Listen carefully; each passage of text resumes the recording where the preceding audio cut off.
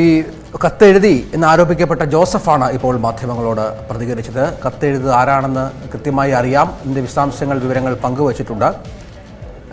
Police ഈ വിഷയത്തിൽ അന്വേഷണം നടത്തുന്നുണ്ട്. പോലീസ് ഈ പറഞ്ഞ വ്യക്തിയെ ചോദ്യം ചെയ്തിട്ടുണ്ട്. അങ്ങനെ ഈ സംഭവത്തിൽ ഒരു വമ്പൻ ട്വിസ്റ്റ് സംഭവിച്ചു എന്ന് വേണം മനസ്സിലാക്കാൻ. കാരണം പ്രധാനമന്ത്രിക്ക് ഭീഷണി കത്ത് എന്ന രീതിയിൽ പ്രചരിച്ചിരുന്ന കാര്യം അത് ഒരു കേവലം പള്ളിത്തർക്കവുമായി ബന്ധപ്പെട്ടുണ്ടായ ചില വ്യത്യാസങ്ങളാണ്, ചില കാര്യങ്ങളാണ് എന്ന് വേണം ഈ ഘട്ടത്തിൽ മനസ്സിലാക്കാൻ. നേരത്തെ ഈ പ്രസ്തുത വ്യക്തിയുടെ മകൾ മാധ്യമങ്ങളെ കണ്ടിരുന്നു. അവരും വ്യക്തമാക്കിയത് കൃത്യമായി തന്നെ ഈ പള്ളിത്തർക്കവുമായി ബന്ധപ്പെട്ട വ്യക്തിവൈരാഗ്യം അതിൻ്റെ പേരിൽ തന്നെ കൊടുക്കാൻ ശ്രമിച്ചു എന്നുള്ളതാണ്. സുബി, ഈ വ്യക്തിക്ക് എന്താണ് പറയാനുള്ളത് പ്രധാനമായും? കാരണം ഈ ഒരു പള്ളിത്തർക്കം എന്നുള്ളത് രാജ്യം മുഴുവൻ ചർച്ച ചെയ്യപ്പെടുന്ന ഒരു വിഷയമായി മാറി എന്നുള്ളതാണോ?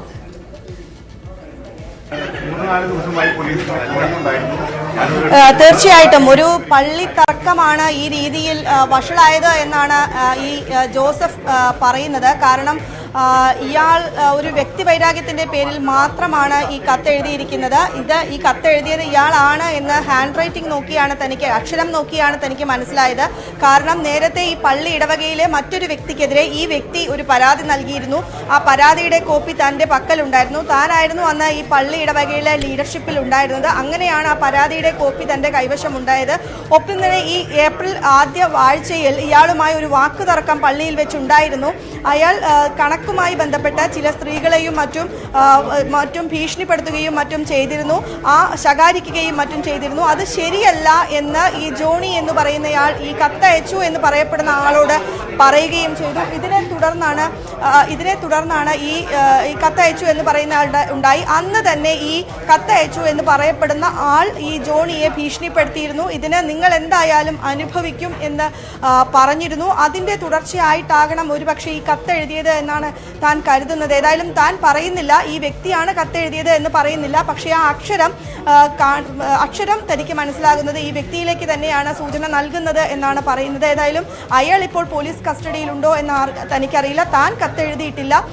ഈ വ്യാജ കത്ത്, ഈ ഭീഷണി കത്ത് എന്തിനെഴുതി, അതായത് ഈ വ്യക്തി വൈരാഗ്യത്തിന്റെ പേരിൽ എഴുതിയത് എന്തിനാണ് എന്ന് തനിക്ക് അറിയില്ല എന്നാണ് ഈ ജോസഫ് പറയുന്നത്. അദ്ദേഹം ഹൃദ്രോഗിയാണ്, അസുഖബാധിതനാണ്. 75 വയസ്സിലേറെ അദ്ദേഹത്തിന് ബുദ്ധിമുട്ടുകളുണ്ട്. അദ്ദേഹമാണ് ഇപ്പോൾ മാധ്യമങ്ങളോട് വന്ന് സംസാരിച്ചിരിക്കുന്നത്. രഞ്ജിത്ത്, മാധ്യമങ്ങളോട് ഈ കത്തിൽ പേരുള്ള വ്യക്തി വളരെ കൃത്യമായി തന്നെ പോലീസിനും ഇക്കാര്യത്തിലൊരു ബോധ്യമുണ്ട് എന്നാണ് മനസ്സിലാകുന്നത്. ഈ നേരത്തെ പറഞ്ഞതുപോലെ പോലീസ് കൃത്യമായി ഇക്കാര്യം മനസ്സിലാക്കിയിട്ടുണ്ട്. ഈ കൈയക്ഷരമടക്കം ഒത്തു നോക്കിയപ്പോൾ ഈ നമ്മൾ നേരത്തെ ആരോപണ വിധേയനായ വ്യക്തിയുടെ പേരിലല്ല, വ്യക്തി എഴുതിയ കത്തല്ല എന്ന് വ്യക്തമായിട്ടുണ്ട് പോലീസിന്. അതനുസരിച്ച് ഈ കത്തെഴുതി എന്നിവർ ആരോപിക്കുന്ന ആളെ കസ്റ്റഡി എടുക്കുകയും ചോദ്യം ചെയ്യുകയും മറ്റും ചെയ്തിട്ടുണ്ടോ? ഇയാൾക്കെതിരെ എന്ത് നടപടിയിലേക്കാണ് ഇപ്പോൾ പോലീസ് കടക്കുന്നത്? സ്വാഭാവികമായും അയാളെ കസ്റ്റഡിയിൽ പോലീസ് എടുത്തിട്ടുണ്ടാകണം. പക്ഷേ ആ ഒരു സ്ഥിരീകരണം ലഭിക്കേണ്ടത് പോലീസിൽ നിന്നാണ്. ഇപ്പോൾ നമുക്ക് അതുമായി ബന്ധപ്പെട്ട ഒരു വിവരം ലഭ്യമായിട്ടില്ല. ഏതായാലും കഴിഞ്ഞ ചൊവ്വാഴ്ചയാണ് പോലീസ് സംഘം ഈ വീട്ടിലേക്ക് എത്തുന്നത്. ഇങ്ങനെ ഒരു ഭീഷണി കത്ത് ലഭിച്ചു എന്ന് പറഞ്ഞുകൊണ്ട് ഈ വീട്ടിലേക്ക് എത്തുന്നത്.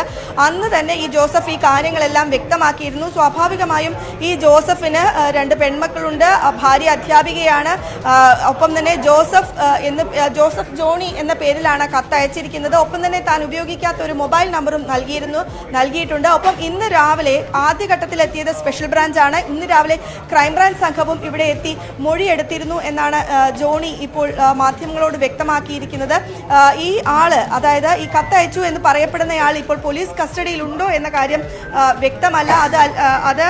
ഇക്കാര്യം വ്യക്തത്തിൽ ഒരു കൃത്യത വരുത്തേണ്ടത് പോലീസിന്റെ ഭാഗത്ത് നിന്ന് തന്നെയാണ്. സ്വാഭാവികമായും ഇയാൾ പലയിടങ്ങളിലായി സ്ഥലം മാറി താമസിക്കുന്ന ഒരാളാണ് എന്നും ജോണി ഇപ്പോൾ മാധ്യമങ്ങളോട് പറഞ്ഞിട്ടുണ്ട്. അതുകൊണ്ട് തന്നെ പോലീസ് ഇയാളെ കസ്റ്റഡിയിൽ എടുത്തിട്ടുണ്ടോ എന്ന കാര്യം വ്യക്തമല്ല. ഏതായാലും ഒരു പള്ളിയിൽ വെച്ചുണ്ടായ ഒരു തർക്കത്തിന്റെ തുടർച്ചയായിരുന്നു ഈ ഭീഷണി കത്ത് എന്ന് വേണം നമുക്ക് അനുമാനിക്കാൻ. ഏതായാലും ഈ കത്തിൽ പറഞ്ഞിരിക്കുന്നത് ഒരു മൊബൈലിലാണ് പോലീസ് പറഞ്ഞത്. പോലീസ് ആ കത്ത് വായിച്ച് കേൾപ്പിച്ചു. അതിൽ പറയുന്നത് രാജീവ് ഗാന്ധിക്ക് സംഭവിച്ചതുപോലെ പ്രധാനമന്ത്രി നരേന്ദ്രമോദിക്ക് ഇവിടെ എത്തുമ്പോൾ സംഭവിക്കും എന്നാണ് എഴുതിയിരിക്കുന്നത്. ഏതായാലും ഒരു പള്ളിത്തർക്കത്തിന്റെ തുടർച്ചയായി വന്നതാണ് ഈ കത്ത് എന്നാണ് നിലവിൽ നമുക്ക് അറിയാൻ സാധിക്കുന്നത്. അതും ഇയാൾ തന്നെയാണോ എഴുതിയത് എന്ന് നമുക്ക് വ്യക്തമല്ല. അക്കാര്യത്തിൽ ഒരു സ്ഥിരീകരണം നൽകേണ്ടത് പോലീസാണ്. ഇയാൾ കസ്റ്റഡിയിൽ ഉണ്ടോ എന്ന കാര്യവും ഇപ്പോഴും വ്യക്തമല്ല. സ്വാഭാവികമായും ഇയാളെ പോലീസ് കസ്റ്റഡിയിൽ എടുത്തിട്ടുണ്ടാകണം എന്നാണ് കരുതുന്നത്. കാരണം ഒരു സാധാരണക്കാരനാണെങ്കിൽ പോലീസിന് കസ്റ്റഡിയിൽ എടുക്കാൻ വലിയ ബുദ്ധിമുട്ടുണ്ടാവില്ല. കഴിഞ്ഞ ചൊവ്വാഴ്ചയാണ് ഈ സംഭവം ഉണ്ടാകുന്നത്. മാധ്യമങ്ങൾ ഇപ്പോഴാണ് ഈ വാർത്ത പുറത്തു വരുന്നത് പോലും. ഏതായാലും കഴിഞ്ഞ ഒരാഴ്ചയായി പോലീസ് ഈ വിഷയത്തിൽ അന്വേഷണം നടത്തുന്നു എന്നതാണ് പ്രധാനപ്പെട്ട വിവരം. കത്ത് സുരേന്ദ്രൻ പോലീസിന് കൈമാറിയ സമയം മുതൽ തന്നെ ഈ വിഷയത്തിൽ ഒരു അന്വേഷണം പോലീസിന്റെ ഭാഗത്തുണ്ടായിരുന്നു.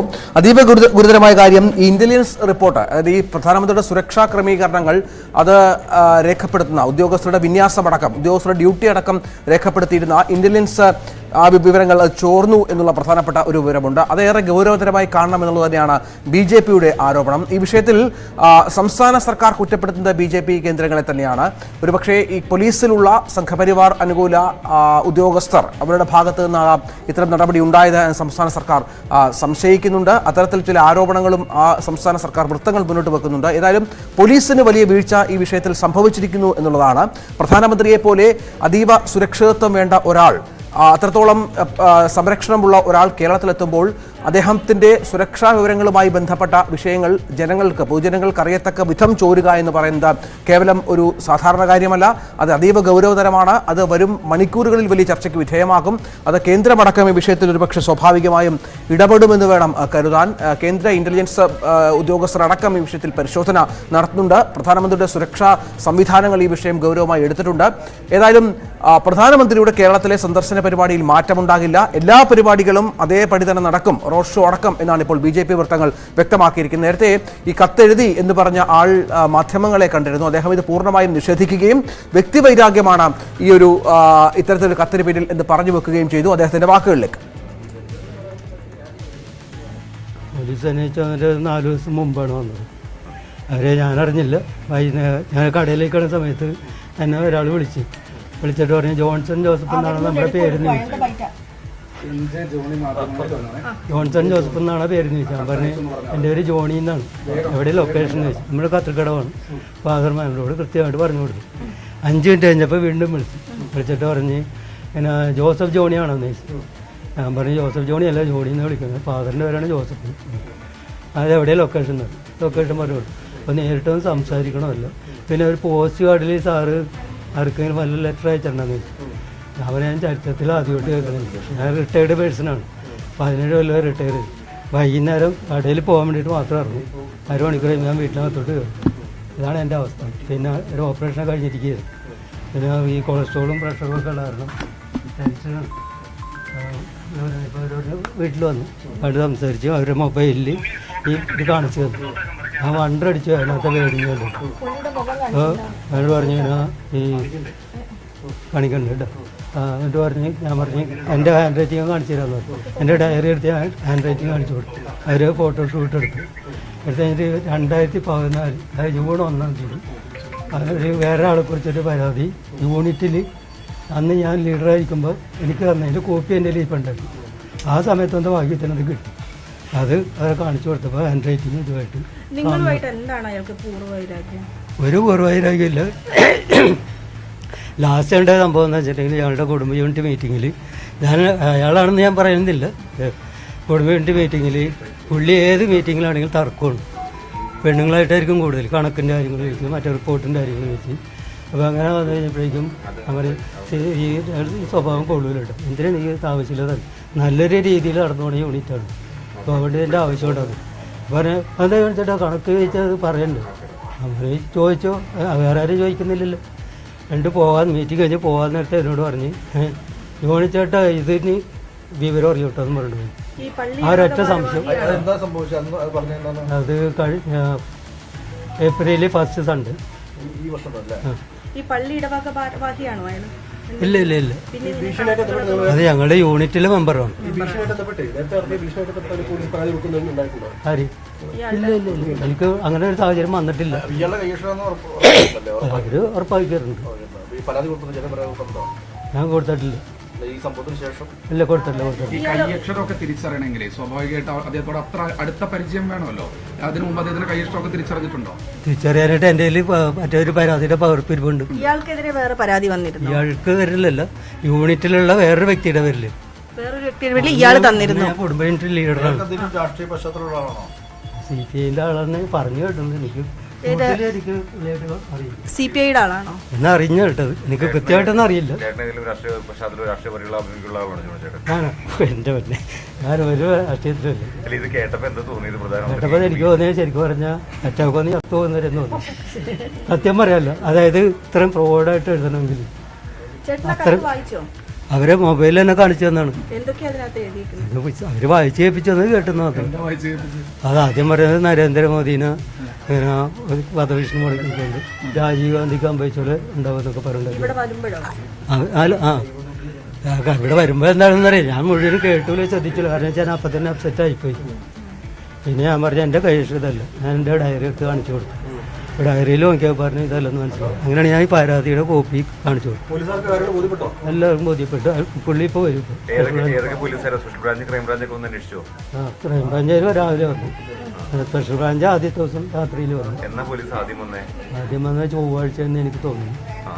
അന്വേഷണം നടക്കുന്നുണ്ട്. ഇപ്പൊ വരും. സ്പെഷ്യൽ ബ്രാഞ്ചിൽ അല്ല വിളിച്ചിട്ട് പറഞ്ഞത് ഇത് തന്നെ കാണിച്ചു തന്നു.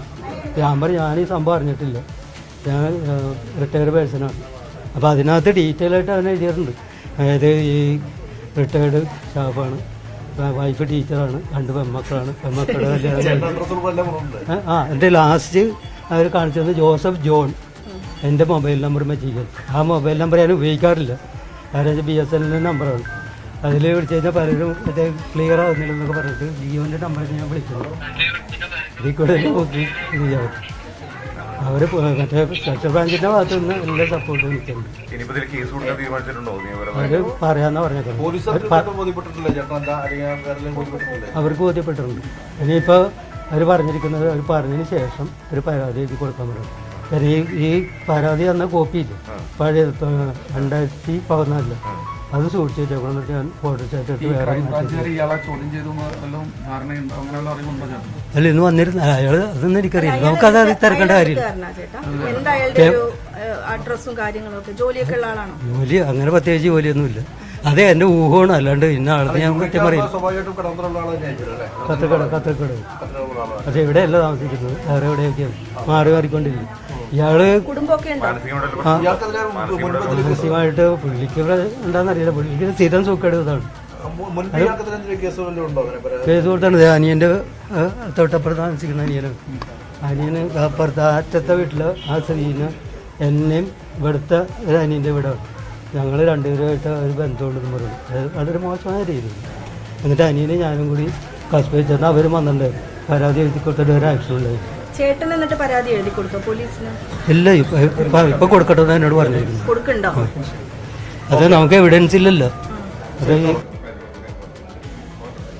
ഏതായാലും പ്രധാനമന്ത്രിക്ക് വന്ന ഭീഷണി കത്ത്